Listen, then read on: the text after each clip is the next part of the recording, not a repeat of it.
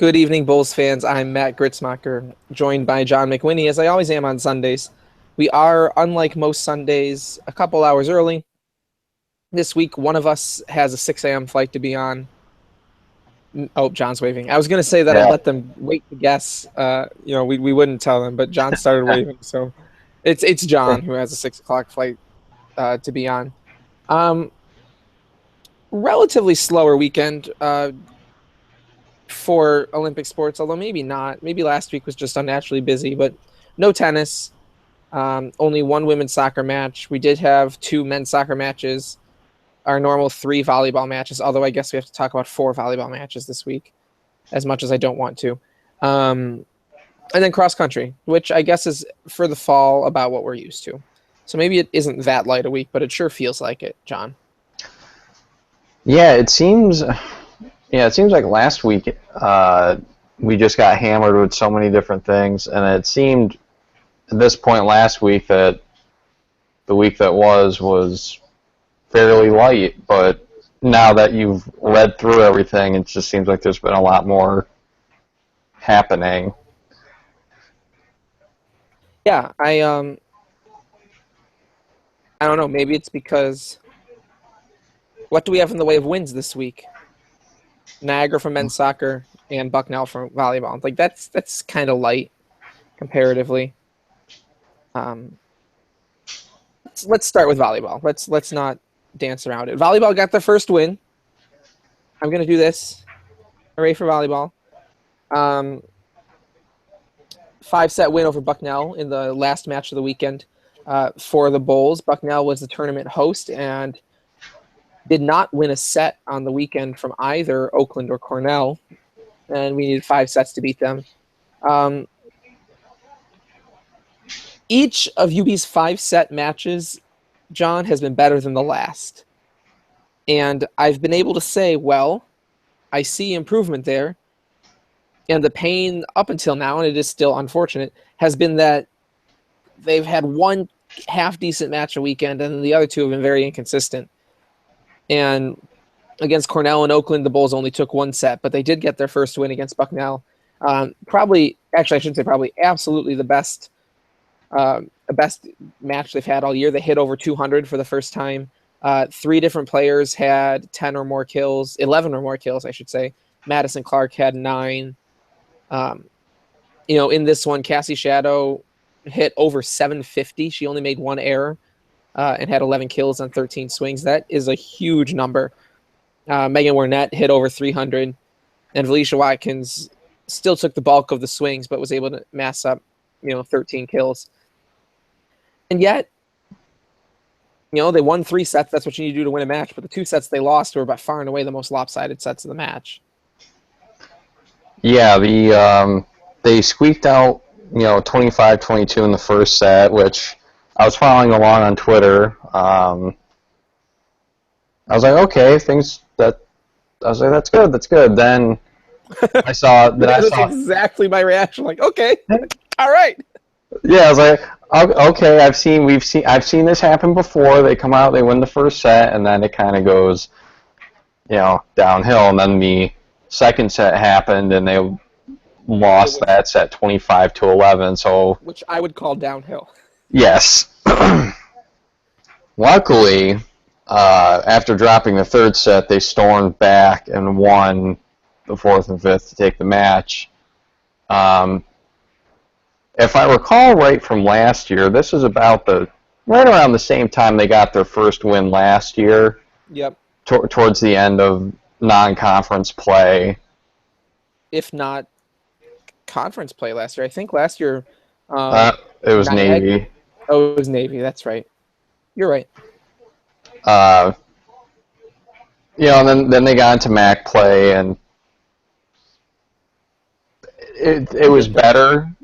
So I'm hoping we see a somewhat similar trend to last year where they start to, the chemistry is starting to build and they can actually start, even if they don't win a ton more matches, as long as there's improvement, I think I'll be happy with that at this point. Yeah, I'll be happy with improvement, and I'll be happy with the majority of the team still sticking around until next year.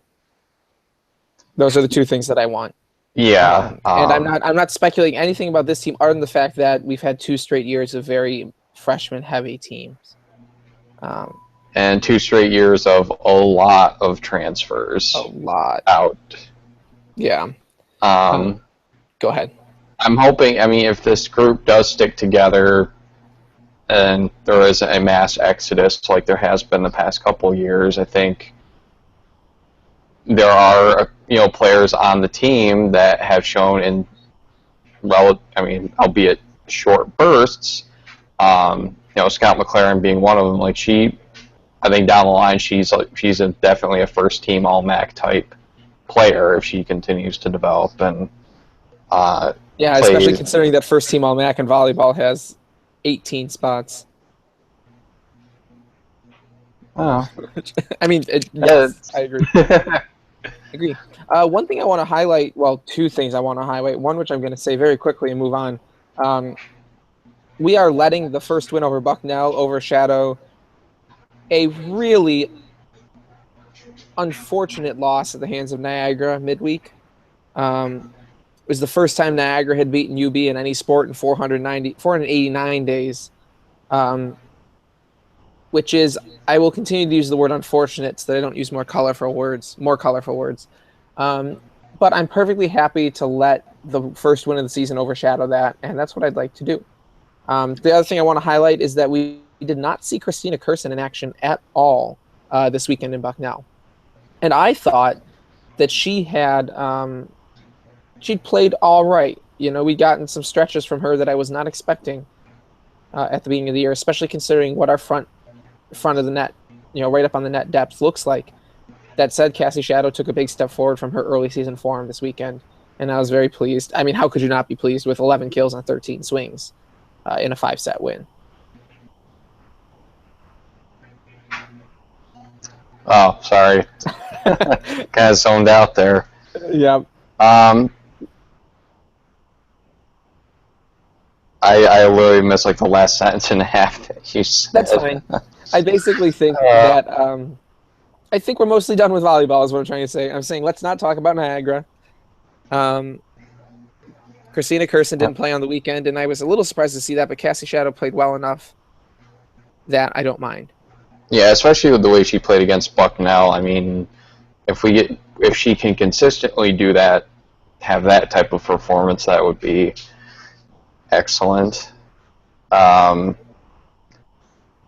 guess my only comment on the Niagara match would be my reaction to it is perfectly encapsulated by the GIF that I posted in the comments of the recap of Homer Simpson standing up.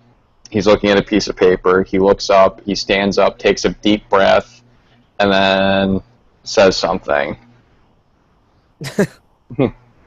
Yeah. It makes it seem like it's going to be a very colorful word, but it ends with DGE instead of the other two letters. Instead of the other two letters, yeah. Yeah. So frustrating loss, but they did get their first win, and I feel like that makes up for things. I have been remiss, to say the least, in not getting a article post up about the UB Stampede, which was held on Friday. But it happened. It's UB Cross Country's second meet of the year. Last time we talked about cross country, John, about how their schedule is somewhat, it's basically only one meet lighter than in years past, but it just feels like a light schedule. And we got from the UB Stampede a 4th place finish from the men, and a 2nd place finish from the women. And actually, the women scored the same number of points as 1st place Duquesne, but had an average finishing time of just a half second later. I can't argue too much with that. I think that, once again, I'm not too surprised by anything here. I think if you look, we had Andrew Burge finished 4th overall in the match for the men, or in the meet. I kind of like the idea of Burge as the go-to guy this year. We'll see if he stays at the front. And then after him, UB's 2 through 7, not just the scoring 5, but 2 all the way through 7, all finished within 24 seconds of each other, which is that tight pack that we talk about so much. Mm-hmm. And while they finished 4th because you only count the top 5 places, I will note that UB's 7th place finisher was in front of the 6th place finishers of both the 2nd place McMaster and 3rd place Duquesne teams. And so, you know, they might have it's not at all. This would be changing the fundamental rules of the sport. But if you went to 7 guys, UB would have moved up a bit. And I think that just speaks to something we're going to see this year's depth. We're going to see different names at every stop. You know, I don't think there's going to be someone who's going to finish 2nd or 1st in every race this year. I think there's going to be like 10 different guys who finish in the top 5 over the course of the year. Mm-hmm. Yeah, actually, I have more to say on the women's side than the men's Then go side. ahead. Go ahead with You know, you mentioned the tight pack that the men had. Looking at the women's results, Stephanie Ward, a true freshman, I should know, came in 2nd, just 2 seconds behind the winner from Duquesne. And Stephanie had a time of 21:29. I'm not sure where that fits in with how people ran last season. I honestly don't care to look it up. Oh. I also think they're at a new course this year. I think they ran at the golf course. They ran at the golf course, and at least in further years past, they ran at Beaver Island. Yeah, they ran at the golf course. And in years past, maybe not last year, maybe further than that, but they would run on Grand Island, and so that may have might something. be tougher. Yeah, last year they were at Beaver Island State Park, so I'm even less inclined to try to look up the comparison. But yeah, Ward was 2nd, Rachel Barrett was 6th, and Morgan Mahoney was 8th. Then Corinne Bouchard and Sylvia Russell were 11th and 12th. And then UB's 6th, 7th, and 8th place finishers were all within the top 18 as well. Ward finished, Ward and Jenny Del Senor from Duquesne, the top 2, finished well ahead of the rest of the pack. Ward was, I think, if I can do math in my head, right about 13 seconds ahead of the 3rd place finisher. So she did. Looks like she can run. Yeah. Looks like she can run. Yeah, you know, I want to highlight for this too. UB's 5th runner was in before Duquesne's 4th runner, and they finished with the teams finished with the same point total. Duquesne benefited from having the 1st, 4th, and 5th runners, while UB had 2nd, 6th, 8th, 11th, and 12th. But in a true dual meet setting, actually maybe not. In a true dual meet setting, Duquesne would have 1, 3, 4, that would be 8, and then 9, 10, that would be 27, and UB would have 2, 5, 6. It would be close, but no, they had 1, 4, 5. Yeah, but I'm sorry. Okay. I'm pulling everyone else out and making it a dual meet, which I really should have prepared this beforehand because this is a point that I knew I wanted to make. 1 second. Duquesne has 1 plus 3, just among these 2 teams, 1st, 3rd, 4th. Oh, not even 9th and 10th, but 9th and 12th. And then UB has 2, 5, 6, 7, 8. And so UB's total in that would have been, goodness gracious, I should be able to do math better than that, 28. And Duquesne's total would have been 29. So yeah, so in a true dual meet setting, UB would have beaten the Dukes. But given the different format of a larger meet like this, they tie on points and lose on the average time, which doesn't matter all that much to me. But I think the highlight is absolutely Stephanie Ward. Um, did like people like Amy Shaw ran, Melinda Wheeler ran. Um, did I can't even remember her name right now, and I feel terrible about that. But it looks like she didn't run. Um, Sharday no, Henry. Sharday Henry. I'm sorry. I like really should know that name. Sharday Henry didn't run, it looked like. Which, if you're going to be injured at some point in the year, let it be now. If it's something else, well then oh well. I won't pretend to know anything, but Mm-hmm. we expect Amy Shaw and Melinda Wheeler to be involved in the top 5. And At the MAC championships, we do. And uh, so, do you mean the top 5 as in UB scoring 5? yes, Okay. I do. Yeah. I thought you meant the top 5 overall. No. Which would be great if they both were. And the other name that you mentioned, Sharday Henry, I would think after her season last year would certainly be in the conversation to be in UB's top 5 as well. Mm-hmm. Yeah, I mean, I would really hope so. But that's to say, um, I feel differently about the depth on the women's side than I do on the men's side because I'm also excited about some folks who can run into the top, top 15 or top 20 at the MAC championships. Mm-hmm. And if we get 2 of those, we're going to take a big step forward from where we've been the last couple of years. So we'll see what we can get from them in they run it every year. I'm like really off today. The Paul Short at Lehigh. And that's not till October 1st. So they've got 2 weeks, and we'll see what we get from them at Paul Short. And that should be it'll be really interesting to see what they do that week, because that's probably the biggest meet other than the MAC championships. I mean, pre-nationals is a big meet, but Paul Short, to me, is the one a couple of years ago that both teams broke through with big performances. That, to me, is the meet that I really have circled on the calendar for this year. Yeah, there's not many other meets really to circle on the calendar. No, that is true. But it is true that pre-nationals probably has a deeper field and more eyes on it.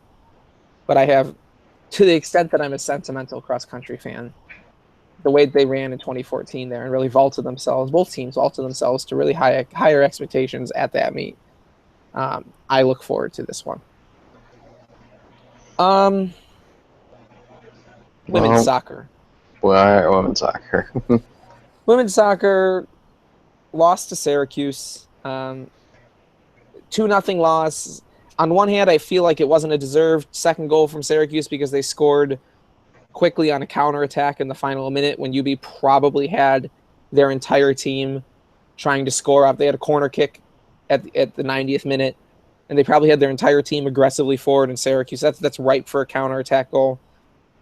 On the other hand, Laura Dougal made 9 saves, and UB was lucky not to go down 1-0 earlier in the game than they did. I think that Syracuse had one-on-one on the goalie Dougal 9 minutes into the game, and I honestly don't know if she made a save or if they hit the post.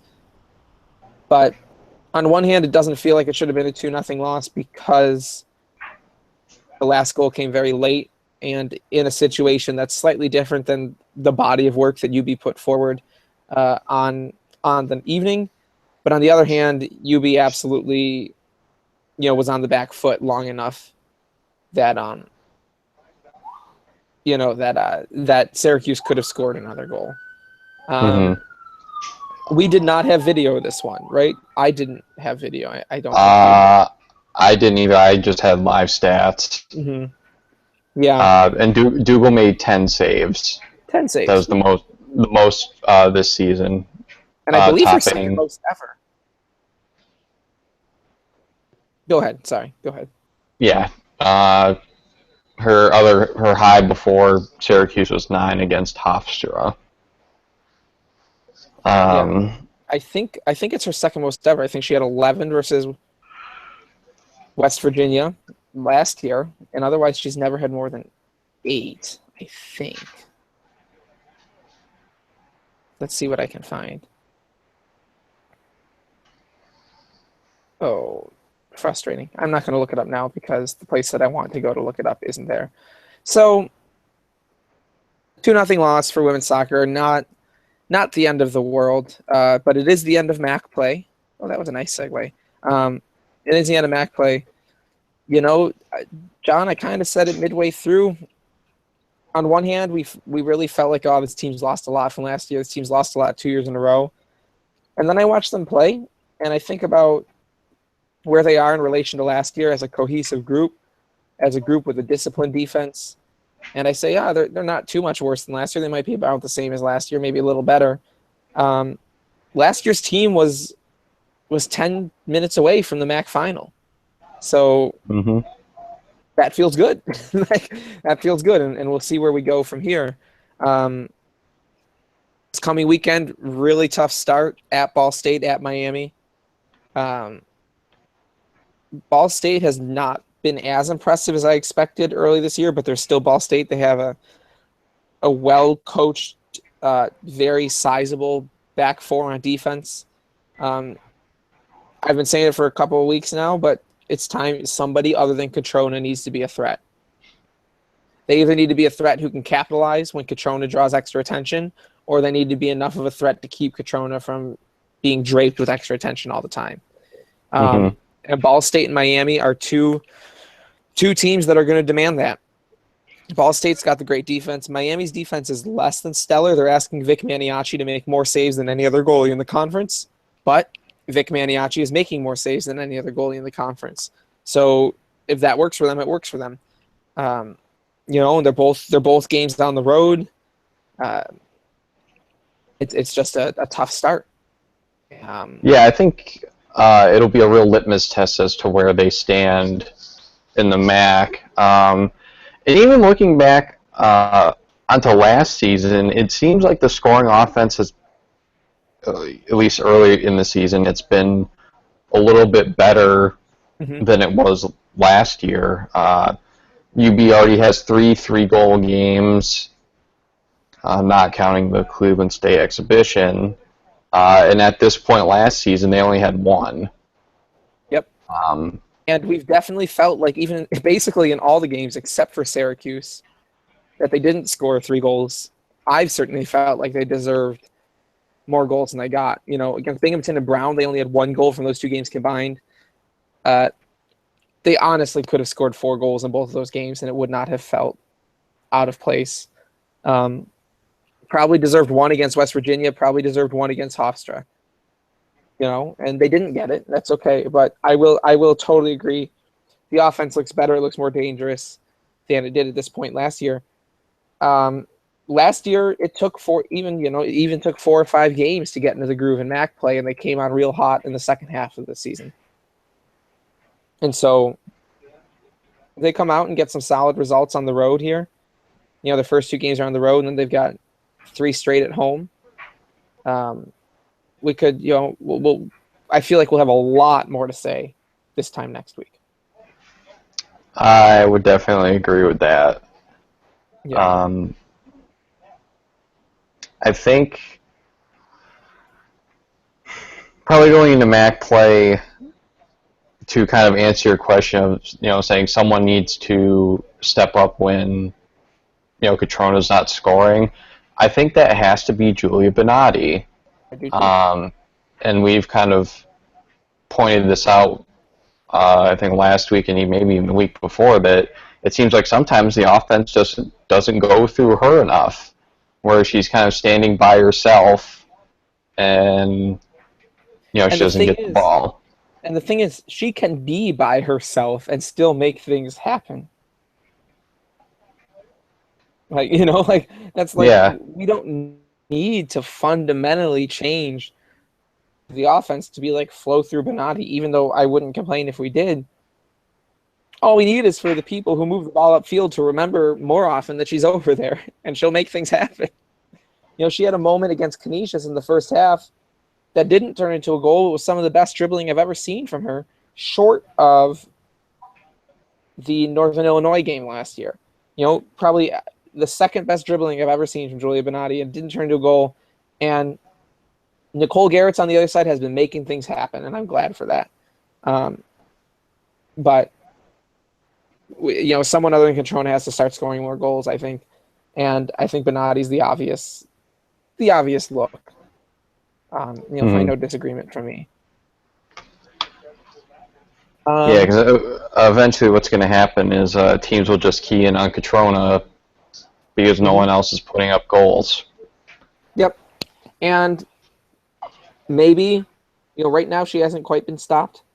So maybe what it takes to stop her opens up so much space for Benatti and Petrie that's when they capitalize, and that's fine with me. As long as not everyone is neutralized all at the same time, I'm all right with that. So we'll see how we feel this time next week. I honestly don't remember from last year or the year prior. Actually, the year prior we played them both at home. How did we get Ball State Miami on the road twice in consecutive years? That stinks. I don't know if Ball State and Miami have streams. I just don't know with that. So we'll see what we can put together, but we'll certainly have more to say. Men's side, let's play good news, bad news. Good news, they had their way with Niagara. That was a lot of fun. Bad news, we've been hyping up this South Florida game this afternoon as the toughest test on the season so far. UB just simply does not play well in heat. Lost 3-0, had given up a goal right before halftime, and then I'm not sure what happened in the second half yet. I do think I saw on Twitter that the game was ultimately shortened by lightning, so that says something as well about the 3-0 scoreline. Good news, it's Bonaventure on Wednesday, and do we love playing Bonaventure in men's soccer? I won't get ahead of myself, but Bonaventure on Wednesday, going to be awesome. I don't like them. Russell Cicerone loves them because he's got 5 goals and 5 assists in 3 career matches against Bonaventure. So that'll be a nice pick-me-up once we get there. Before that, Cicerone had 2 goals and assists against Niagara, John. Just keeps going. Yeah, I think we were hesitant before the season started, to start mentioning Steve Butcher's records. But I think with the way he's going now, I think they are definitely within reach. Yeah. Go ahead. Oh, go ahead. Okay, just to put in context, felt pretty confident that Cicerone was going to move into number 2 all time in goals and points at UB early this season, and he did. If not in the Damon game, he did it 1 game later. Felt pretty confident that he was going to pass Steve Butcher in all-time career assists at UB, and he got his 6th assist of the season against Niagara, bringing him into a tie with 19 all-time with Steve Butcher. Goals and points were a different matter. Cicerone was 20 goals short of Butcher's all-time mark entering the season, and can't tell you I could with a minute how many points away he was, but he now is 20 points away. He's now 10 goals and 20 points away from passing Butcher, and frankly, he needed a 20-goal season and something like 41. He's at 10 goals and 6. That's 26. So a 46-point season and 20 goals to pass Butcher in goals and points. And it is still a long shot. It is still hard. But is it that preposterous to think that he could score 10 more goals in 1, 2, 3, 4, 5, 6, 7, 8, 9 regular season games, plus at least 1 MAC playoff game, plus hopefully a second MAC playoff game, and hopefully an NCAA bid, especially considering next 3 games on the schedule are Bonaventure, Binghamton, and Duquesne. Like, he might score 5 goals in the next 3 games, and then we'd be saying he needs 5 goals in MAC play to become the UB all-time leading scorer. Like, I don't feel like that's crazy. And I feel like 20 points is even easier, considering not even easier. It's even less crazy, considering that he also leads the team in assists. He leads the team and leads the nation, I think. I know he leads the nation in goals and in points. Mm-hmm. I assume he is still either first or second in the nation. Oh, let's see. And, this past week, too, we had kind of thought UB may jump to the top 25 for the first time since 2005. All the stats are loading. And they fell just short. I believe they had the most votes of, Yes. so they were 26th, if you will. Yeah. I think a lot of that just has to do with their strength of schedule.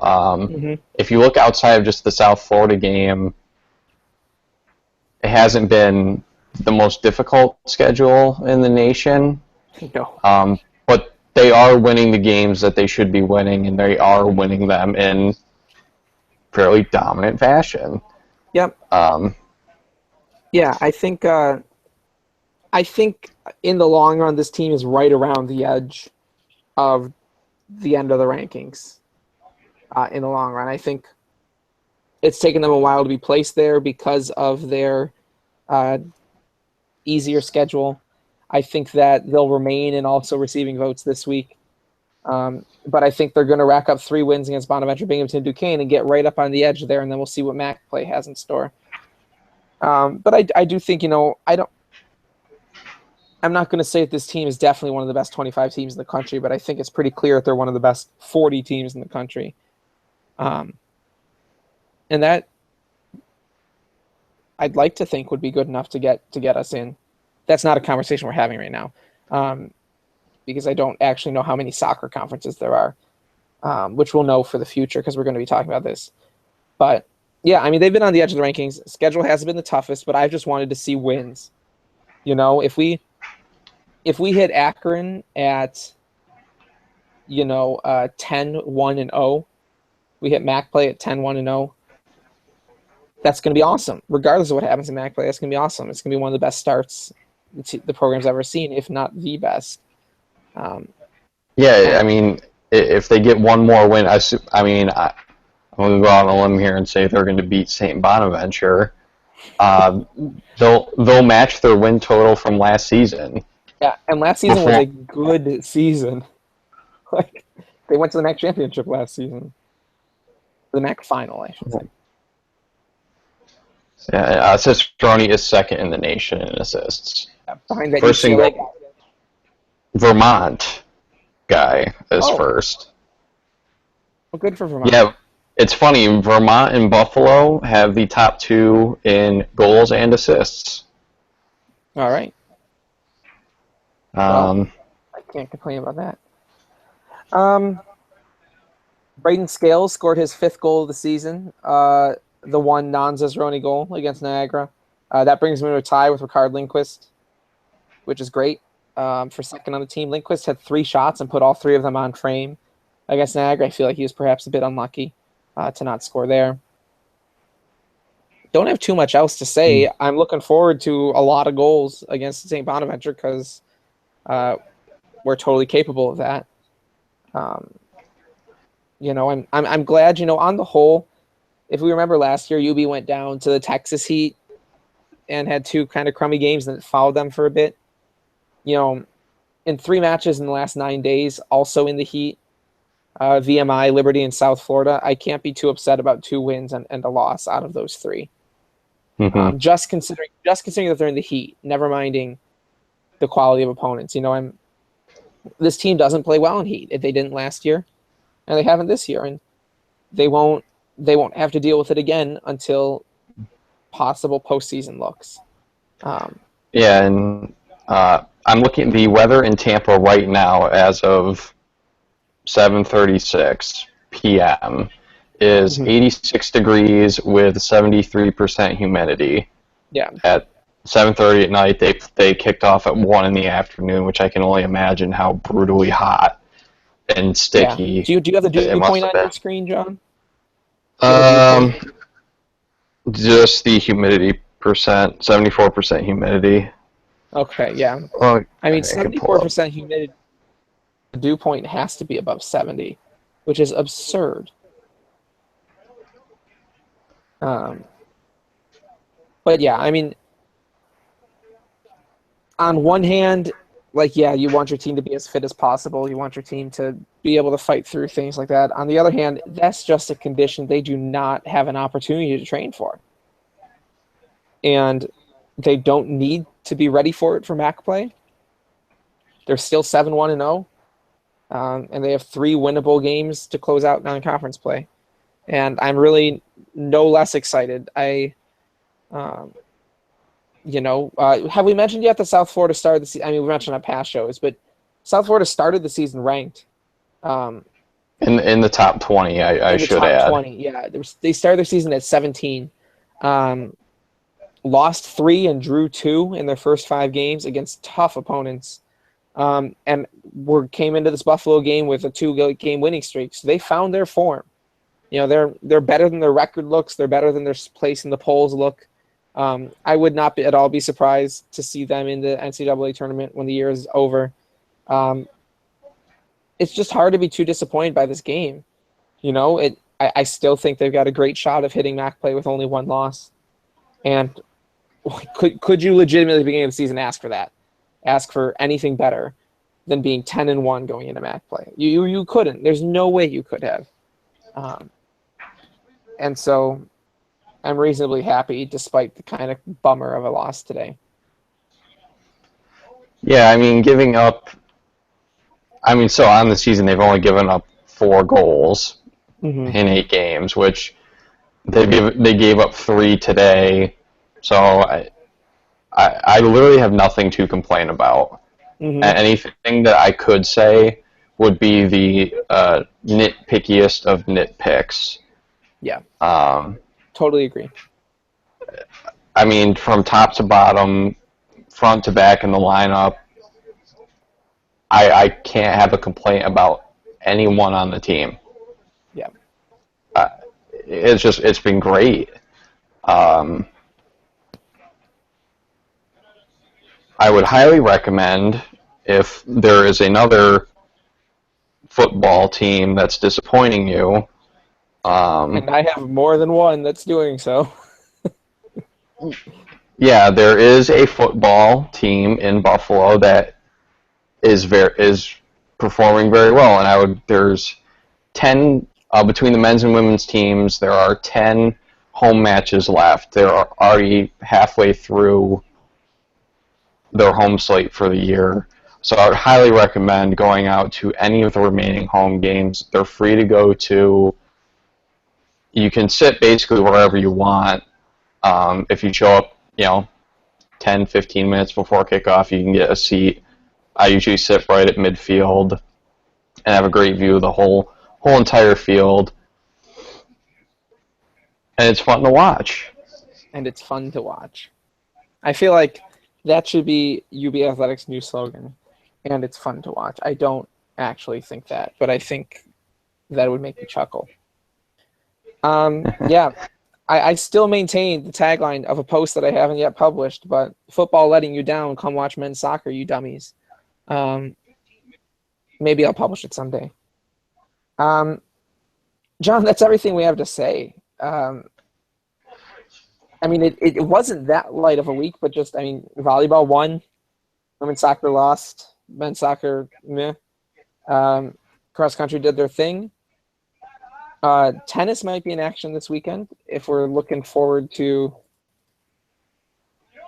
other things. Let's look at the schedule. But men's soccer on Wednesday. Unfortunately, I'm going to be in Texas all week, so I can't. Yeah, well, fortunately, it's scheduled for Wednesday, so I'm totally free. Yeah, men's and women's tennis are both in action on Friday. Men at Binghamton, women hosting their own invitational. And then volleyball and women's soccer are both starting MAC play at Kent State and Ball State, respectively. Saturday, we will have more tennis. Men's soccer will be at Binghamton, and then women's volleyball at Ohio. And then Sunday, I think it's only more tennis. Oh, and women's soccer at Miami. I knew that. So we'll have a decent amount to talk about next week. We'll certainly have two games from each soccer team, two tennis tournaments to talk about, and then a opening weekend of MAC play for volleyball. Yeah, and I am also running in a 5K next Sunday, the Linda Yalem run, so then I can compare my time to the Division I cross country folks, and then really feel bad about myself because I'm slow and out of shape. Yeah, I feel like that's not a winning combination for you, but I appreciate you running a 5K. That's more than zero. So Yeah, I don't know how someone tricked me into signing up for it, well, but it's you've for a signed good up. cause. You've signed up. Just watch that episode of The Office and take your key lessons from there, and then we'll see you on the other side. You know, Yeah. yeah, he says. Yeah.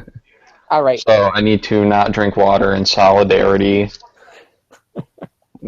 Carbo load literally 5 minutes before the race with some chicken Alfredo. Chicken Alfredo. Yeah, I Yeah. forgot just how ridiculous that episode was. Like I was saying something that I forgot about the Alfredo when I said it. Um, we got close-ish to an hour, John. We're at about 40 minutes. That's not too bad. I was worried that we were going to rush through everything in 15 minutes and like blatantly not cover anything, but here we are. I'm Matt Gritzmacher. I am not getting on a plane tomorrow. John McWhinney is, and so thank you for tuning in a little earlier. If you tune in at a later time, I guess you wouldn't have received this message at the beginning of the video, but I hope that you watched it at the regular time anyway. We'd be super honored if you did. We are the guys from bullrun.com doing our Olympic Rundown podcast on Blue Bowl TV. I know it's confusing. We'll live with it. We will see you this time next week, maybe plus 2 hours, and we'll be talking MAC play for volleyball, women's soccer. We'll be talking Big Four Shield. Hopefully UB will retain it against Bonaventure. In men's soccer, talking some tennis action as well for men's and women's tennis. Have a wonderful week.